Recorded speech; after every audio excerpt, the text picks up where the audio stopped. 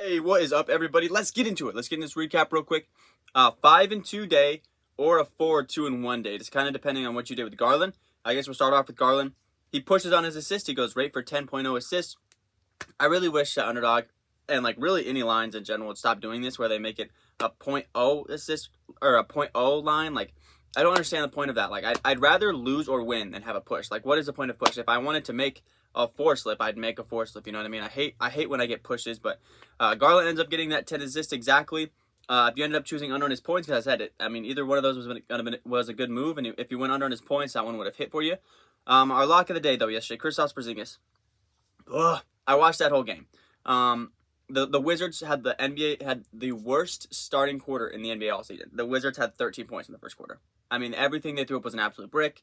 And the Bucks hit everything. They had a 32-point quarter. So there's no buckets for Kristaps Porzingis to score in the first quarter, and there was no rebounds for him to grab because the Bucks didn't miss and they didn't make a single shot. You have to think if they would have had a normal 20 to 27-point quarter like a normal NBA team would have, he would have at least had 4 points or something like that and would have crushed his line. But that 13-point first quarter absolutely it crushed his chances really for the rest of the day. CJ McCollum ends up clutching up late. He ends up hitting his points and assist line. Nikola Jokic went way under in the assist. It was a great call. He ended up not getting anywhere close to that 9 assist range. And man, LaVine, back-to-back days, I went under on some superstar scores to not really hit that high point mark, and LaVine went bananas yesterday. I think he started out the game 7 for 7 or something like that, 4 for 4 from 3. He started the game absolutely red hot. And then my over on that Jamal Sheed pick yesterday went bananas. I mean, he had the best game of his entire season. He scored 21 points. I went back and looked. That was his best game of the whole year. So somebody must have hit him up in his DMs and been like, hey, yo, you're the underdog special play, because he went bananas yesterday. So a 5-2 total day yesterday. Pretty solid day. Just a couple of misses there with Kristaps and Zach LaVine. Let's get into it today. So see if we can get this clean sweep, man. All right, baby, coming to hot with the lock of the day. We got to bounce back. Yesterday, I took a little bit of a risk with Porzingis, but I really think if they had any sort of a normal quarter yesterday, Porzingis would have slapped his line. Now, let's get to today. I got to bounce back. Crazy enough, I went 5 for 5 on my locks of the day while I was in Colorado. I was like, maybe we can go for a week straight, but we'll get it today, because today's lock of the day is a Golden State Warrior. He has been red hot hitting his line 4 for the last 4 games, hitting it 6 of those last 10, and ever since he's become the main guy, he's been getting absolute buckets. He goes crazy from deep. And it's the 6:30 game between Golden State versus the Atlanta Hawks. Give me Jordan Poole, my favorite for most improved player of the year this year. Jordan Poole has been absolutely, like I said, he's just been going crazy. He's hit his line of 24 points that they have set for him today, 4 of his last 4 games, and he's hit it 6 of his last 10. Every single game without Stephen Curry so far in this little stretch they've had, he's been absolutely crushing it. His minutes production going way up as well because of the loss of Stephen Curry. He also just takes a lot of shots, man. He just really does. He takes a lot of them, especially threes. He takes a heap of threes. So I like Jordan Poole's chances today. Of course, today they take on the Atlanta Hawks, who are one of the worst perimeter defending teams in the league. I don't even want to run down the teams that have gotten buckets against the Hawks, but it's a lot. He's probably going to be matched up today with Trae Young, both smaller guys, so they can probably guard each other. But Jordan Poole and Trae Young are probably going to go at it today. I anticipate Jordan Poole to easily hit this 23.5 points line for him today. Give me Jordan Poole, 23.5 points is our lock of the day today. All right, next up, making his first time appearance on the channel, I don't think I've ever brought this one up before. Give me Christian Wood, over 18.5 today versus the Portland Trailblazers. Late game, but I like the chance for Christian Wood today. Christian Wood in the month of March, which is about a handful of games, 14 or 15 games. He's averaging 21 points per game on the month. Also in their last matchup versus the Portland Trailblazers back on January 28th with Jusuf Nurkic in the lineup, so with a better big than Drew Eubanks. He had 21 and 15, so he had a pretty solid game last time out. So I like the chances for Christian Wood today. He's also probably their primary when he's on. I know Christian Wood is one of those guys that can really fluctuate. He can really have really good games, or he can have really bad games. He can have a 32-point night, or he can have an 8-point night. But I like the chances for Christian Wood tonight. The Blazers have absolutely nothing inside. Once Drew Eubanks is not on the floor, there is nothing inside for the Blazers. Christian Wood is, like I said, this month he's been playing fantastic. I like his chances today versus the Portland Trailblazers. Excuse me. This one should also be a pretty competitive game between two teams that are very bad. So I like the chances for Christian Wood over 18.5 points today. All right, this one may be an official play. This one may just be kind of a thought for you guys to throw at you guys, some food for thought. Luca Doncic, his point line is set at 30. In his last 3 games versus the Timberwolves, he's only averaging 16 points per game. He has absolutely gotten locked up 15 points, 18 points, 15 points, and that 15 points was just a few days ago on March 21st.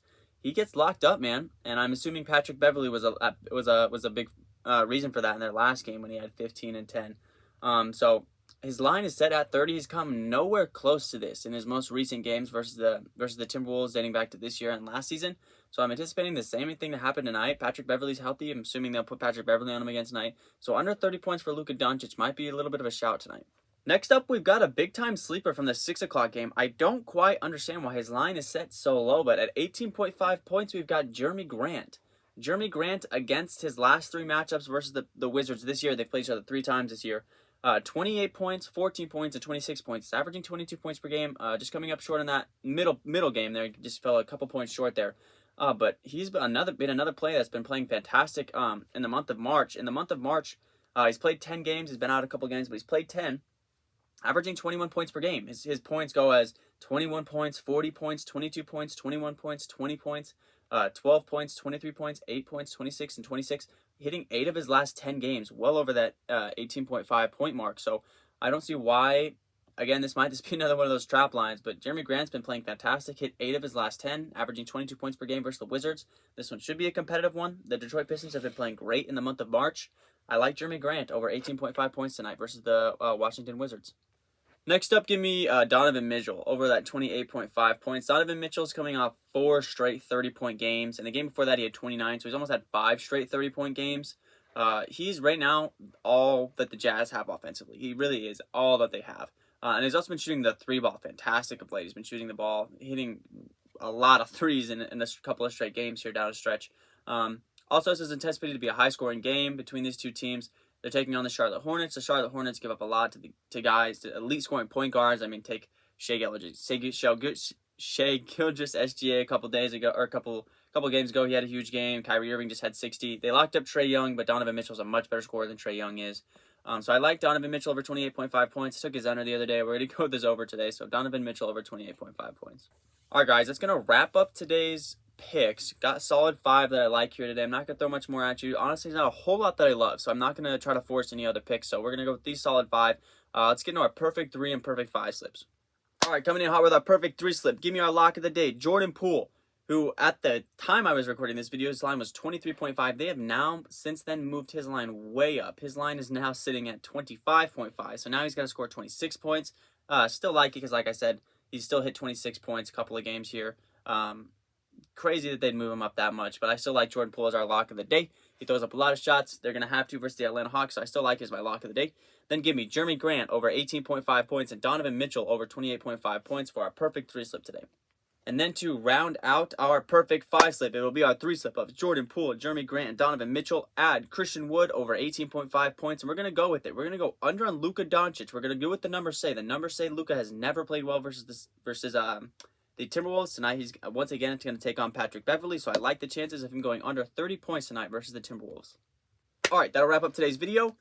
Solid day yesterday. Let's try to do another solid day today. I actually went back, and if you guys saw at the beginning of the video, I put it up at the top corner, hitting at 72% in the month of March at a 74, 53, and a 4 pushes record, as well as our locks of the day hitting at 60%, 15 for 9. I thought they were doing a lot better than that, but I had a couple of bad picks. Not necessarily bad picks, but a couple of bad misses throughout the month. But I'm going to start throwing up those at the beginning of the day. My percentages and stuff like that. I have a couple of suggestions to do that, so I'm going to start doing that. So yeah, that's how our month of March has been going. So hopefully we can stay hot and have a good day today for the month of March and round out the weekday going into the weekend. I'll catch you guys tomorrow. Peace.